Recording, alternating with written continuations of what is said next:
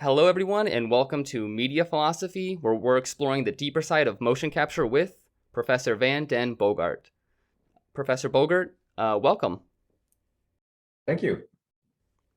So I got a few questions here for you. First, I'm just curious, what drew you to physics? So yes, I have an undergraduate degree in physics. I always liked physics when I was in high school. Um, and I was kind of intrigued by theoretical physics at the time, like the quantum mechanics and the relativity. And I thought that would be really interesting and cool. And so I went to university and chose my major being physics. Turned out a little bit differently, but that's how I started out. Yeah. That's awesome. So one of the interesting things about a lot of the creative fields is a lot of them have role models. For example, like a lot of artists will say like, this is the painter that like it kind of inspired me, or maybe like somebody in the film department will like love Martin Scorsese and want to make films. For like for yourself or other like STEM workers, do you have any like role models? Um, One person that really stands out, I think, in physics is Richard Feynman. I don't know if you've heard about him. He won a Nobel Prize in physics for some work in quantum mechanics in the 1960s. Um, he wrote a couple of autobiographies, and he's a really interesting person. He grew up in New York City, and I think during World War II, he worked on the nuclear bomb. Um, and he's just a really creative person, and also went into music and all sorts of other activities. And so that's a really inspiring person. Showing that you can do more than one thing, and you can be you can be broad and do all sorts of interesting things and have fun. Especially the having fun part, I think was inspiring. Yeah, it's definitely important to find, fun, especially like outside your scope. I think it's really important to diversify. So, some controversial thing on college campuses is some, especially like STEM students, question like, why do I need to take like a gen ed class? Why does it matter if I take like English or like a women's studies class? Do you have any opinion on STEM students in gen ed classes? Yeah, I've thought about that quite a bit. I teach in a mechanical engineering department, and I'm also doing advising for our students. And we're thinking about the curriculum sometimes. And we'd like to teach a little more engineering courses in depth, but there's no room in the curriculum because they spend time on gen ed courses, and we can't, remove those from the curriculum. That's a requirement. Um, so I'm a little bit conflicted about that. I feel like if there was less gen ed, then we could make more competent engineers. Um, and so when I was in university, there was no general education requirement. This was in Europe in the 1970s, and all you did was your own subject. There's no general education. The assumption was that you had enough of that in high school, and that was enough. Um, and I think it's still that way in Europe, um, and maybe in Asia also. And so when those guys come out of university, they have a bachelor's degree that's much farther than our bachelor's degree. They have had a lot more in-depth education. But then on the other hand, our students, they have a little bit of a broader perspective. They've seen some humanities, they've seen history, and maybe some business, and they're broader. And maybe that's the reason why Americans are not leading in engineering, but they're still leading in the business of engineering. And because that takes a little bit more of a broader person to run a company, uh, instead of just doing what you're told. Yeah, it definitely sounds like a hard balance that you have to make, because on one hand, if you're not a competent engineer, I mean, people can die. And on the other hand, though, you still need to know how to write an email. Yep, yep. And communication skills is so important. So if you're, an extremely competent engineer, but you can't talk about it to people, then it's almost useless. It's really important. Now, what would you say the role of art is in science, and like the role of science into art? Yeah, good question. So, science has always enabled art, um, and that's motion capture is what I've worked on, and people had this vision of creating animated movies with more lifelike characters, and so they could express emotions with their movements, just like real people do. Um, and so eventually, the motion capture technology enabled artists to do that sort of thing. And they really pushed the technology too.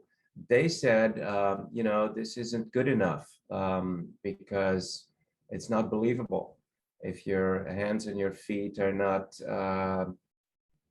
interacting with the environment properly, and the movement is kind of squishy and that sort of thing, they really pushed the technology, and they said it needs to be better. And so there's this back and forth. The technology enables the artists, and then the artists say, we need to get something better, and so both get better at the same time. Yeah, it's pretty interesting, especially as like virtual reality starts becoming more popular. I mean, that's a place that really does like blend, I would say, art and science, and even just like you said with motion capture, people moving in believable ways. You primarily work with the legs and ankles, correct? Things like that. You mean the legs? Yeah, like I was doing some reading, and like that's kind of like your area of expertise, right? Like the way like our knees and ankles and other joints Correct. kind of move. Yeah, so my research has mostly been in leg motion, and looking at knee injuries and that sort of thing. So I developed the expertise to do three-dimensional analysis of skeleton motion. Um, and that eventually was used in motion capture. And then, of course, in motion capture, you have to do the whole body. So um, I forgot what we were talking about. No, it's just you can move your arms like kind of independently, but like your legs, your ankles when you're walking up and down like an uneven slope, if that's not realistic, that's like our trunk of our body. So I just think it's really interesting, just like you said, trying to get more realistic motions. Now, what would you say how failure the role of failure plays in these like major projects? Yeah, failure is always something that's interesting. So in I'm a scientist, and I do research, and I always tell my students, when something is not working the way you think it should work, that's when you should really pay attention, because it could mean two things. Either you've learned that you've been thinking in the wrong way about something, and that's something that you can learn from, that you need to do something differently. But also sometimes in research, you expect to get a certain result, and you find something different. And sometimes people, they try to ignore it because it doesn't agree with their expectations. But I always say you should embrace it, because it means you've found something that nobody expected, and maybe it's really important. Um, so failing to find something that you expect is always good. In engineering, um, it's a little bit different, because if you fail, if you design something and it doesn't work, yeah, then you've really failed. But again, you've learned something about yourself and your own skills, and Um, Without failure, you wouldn't have learned that, I think. So always learn from failure. It's really important. So, at least in like art, like drawing, painting, you're never going to reach perfection. You could try all you want and it's just not going to be possible. You can imagine a perfect circle, but you're never going to draw a perfect circle. Does that same philosophy, like perfection, is that attainable in like projects with like engineering, or do they need to be perfect because of, how dangerous they can get? So Yeah, basically, I'm trying to ask, what does like the pursuit of perfection sort of help or hurt like major projects? I think it mostly hurts. If you want to be perfect, then it's never going to be finished. Um, and yeah, sometimes we have that tendency of making it better and better, and then there's never an end to your project. Um, so that's why kind of the interaction is important. So you're developing something for a customer or a user, and you say, "Well, try this out and tell me what you think," and they'll tell you if it's good enough, and if it's not good enough, what needs to be improved. You can't just sit down by yourself and make all those decisions, and you just have to interact with the people who use your technology. And you sometimes may be surprised. You think something is really good, but it isn't, because somebody else looks at it differently. And sometimes you think this is bad. I've had that experience too. I would say, well, this is probably not really good, and then they said, this is great, good enough. So interaction with your customers, I think, is really important. Yeah, I bet that's pretty challenging trying to, meet your kind of your own expectations, but then the customers like, we just want something that works. They don't really care what goes under the hood. They just kind of want to see the final project. Um, so you've had a pretty interesting career. You started out with physics, and then I believe you started working with like like mechanical, like biomechanical projects with like horse legs, correct? And then you Yeah. jumped into like motion capture, and now you're like teaching. How does one jump from these like different specialties? I mean, I'm sure if you look back, like how's a physics major end up as, working on motion capture and then becoming like a engineering teacher? Yeah. So as I mentioned earlier, I was always interested in theoretical physics. Um, and so when I reached the point in my program that I kind of had to specialize, I took a course in theoretical physics by a professor who was well known, and he later got a Nobel Prize even. So he was like a really, well-known person. And I remember I arrived a little bit late in the classroom, and it was completely full, and people were standing because it was a popular course apparently. And I was in the back of the room, and I couldn't understand anything that he was talking about. And that's when I realized, and of course I had already had some thoughts about that before. That's when I realized that this is not for me. This is not what I want. And I went to my advisor and I said, I want to do something that's a little more practical. This theoretical stuff, it doesn't relate to the real world. I want to do something more practical. And he said, well, then you should go to the Department of Medical Physics, because that's probably the most applied part of physics that we have at our university. That's probably as close as to engineering as you can get in physics. And so they did things like, medical imaging. And there was a professor there who did muscle physiology.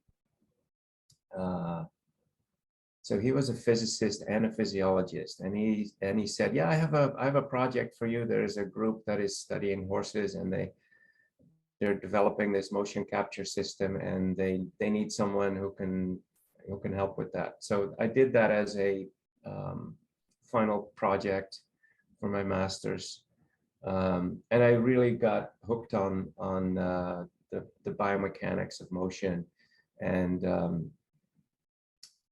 because it was so real, you could see it, and then you can capture it, and you can do calculations on it and analysis, and I was really hooked on that.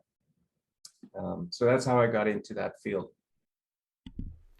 So it sounds like it's not like you made these huge leaps at once. It was sort of like a very natural, slow, you know what I mean? Like a very natural transition from you did this, you have an interest in something that's more real, something, more tangible. And basically, it just sounds like, you took your skills and then just applied it to the next step. And it's just kind of slowly evolved, it sounds like. Yeah, that's right.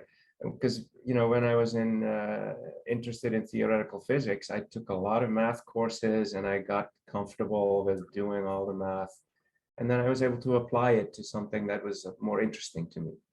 So one thing that happens a lot in I'm a social work major, and one thing that happens with a lot of social workers is once they enter the field, they start feeling like a imposter syndrome. They start getting a whole bunch more responsibilities. People look to them, and they just don't feel like they are this. They can meet the expectations of the other people. In your own personal career, have you ever felt this sense of imposter syndrome? I have, and I think everybody has that when you get to a certain level of competence in your field. You get that because you are able to recognize your own limitations, and other people don't see that. And so you always feel like, oh, what if they find out, right? um, but also, I've kind of been able to avoid that a little bit by always being a little bit of an outsider. So, I went to work in a veterinary school to work on my PhD. I was a physicist, and I was surrounded by people who didn't really know much about that, right? So I could always say, well, I'm an expert in this, but I'm not an expert in what you guys do. Um, I think working with people that have different backgrounds is maybe a good way to is a good way to avoid that, maybe, because you feel confident. You feel, okay, I'm the person in the team that can contribute something unique that other people don't have, and so that gives you more confidence, maybe. Yeah, it must be really fun to join these interdisciplinary teams where everyone sort of does bring another piece to the puzzle. That was also fun when I worked in motion capture because I was working with companies in the movie industry, and they bring me in as a consultant, and you sit in meetings, and I realize, okay, I can contribute because I know stuff that they don't know, and then at the same time, they're talking about stuff that I don't know, and I learned so much from that. And just learning about the problems they're trying to solve, and then you get ideas. Okay, I can contribute something here and here. That's really fun. So with engineering, it's always a very difficult.